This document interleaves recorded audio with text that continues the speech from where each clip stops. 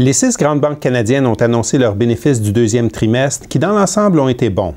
La plupart des banques ont dépassé les attentes du consensus, la qualité du crédit est demeurée solide et les perspectives de leurs gestionnaires respectifs sont restées stables.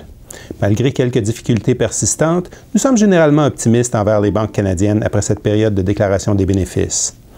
Nos estimations de juste valeur ont augmenté pour la Banque royale du Canada, la Banque Toronto-Dominion, la Banque Scotia et la Banque nationale du Canada, alors qu'elles sont demeurées inchangées pour la Banque de Montréal et la Banque canadienne impériale de commerce. La banque la plus sous-évaluée au Canada à l'heure actuelle continue d'être la CIBC, mais nous remarquons aussi que c'est celle qui est la plus exposée au marché de l'habitation canadien, ce qui accentue son risque inhérent. Les rendements ajustés des capitaux propres ont été généralement en hausse pour ces 6 banques durant le trimestre, avec des rendements supérieurs à 17 %. La croissance de leurs bénéfices par action a été principalement à 2 chiffres, sauf pour la Banque Scotia, tandis que la croissance de leurs dépenses s'est maintenue à un taux d'environ 5 % pour la plupart d'entre elles.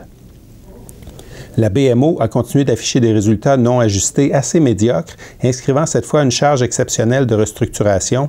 mais nous remarquons que BMO a été historiquement la moins efficace sur le plan opérationnel parmi les 6 grandes banques, et ses dépenses en valent la peine si elles la rendent plus efficace à long terme.